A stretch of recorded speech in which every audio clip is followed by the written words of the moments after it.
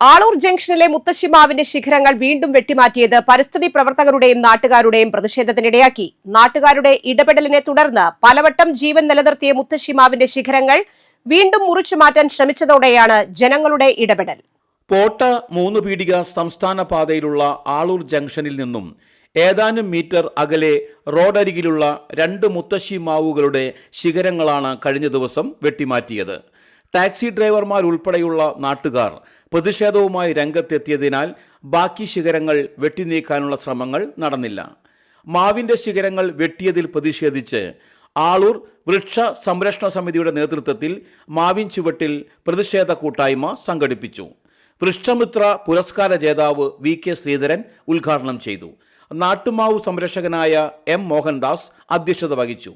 Gramika president P K. കിട്ടൻ, ശാസ്ത്ര സാഹിത്യ പരിഷത്ത് മേഖലാ സെക്രട്ടറി എം.എസ്. ജയചന്ദ്രൻ, പക്ഷി നിരീക്ഷകൻ കെ.എസ്. റാഫി, സി.വി. ജോസ്, കവി Aneesh, Haroon Rasheed, N O. Joseph, E K. Janardhanan, S M. Vijayakumar, Jose Vadakkan എന്നിവർ പ്രസംഗിച്ചു. മരങ്ങൾ വെട്ടാൻ വീണ്ടും ശ്രമമുണ്ടായാൽ ശക്തമായ പ്രതിഷേധം ഉണ്ടാകുമെന്ന് യോഗം മുന്നറിയിപ്പ് നൽകി. 3 വർഷങ്ങൾക്ക് മുൻപ് ഇവിടെയുള്ള 3 മാവുകളും മുറിച്ചു നീക്കാൻ ലേലം ചെയ്യുന്നതിനായി PWD അധികൃതർ എത്തിയെങ്കിലും നാട്ടുകാരുടെ പ്രതിഷേധത്തെ തുടർന്ന് ലേലം റദ്ദാക്കിയിരുന്നു.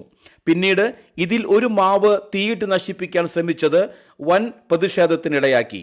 ആളൂർ പഞ്ചായത്ത് BMCയുടെ നേതൃത്വത്തിൽ കോട്ടയത്തെ വൃക്ഷ ചികിത്സകൻ ഡി ബിനു എത്തി പൊള്ളലേറ്റ മാവിന് ചികിത്സ നൽകുകയും ഇതിൻ ഫലമായി മാവ് പൂർവാധികം ഊർജ്ജസ്വലതയോടെ വളർന്ന് പൂത്ത് നിറയെ മാങ്ങകളുമായി നിൽക്കുകയാണ്.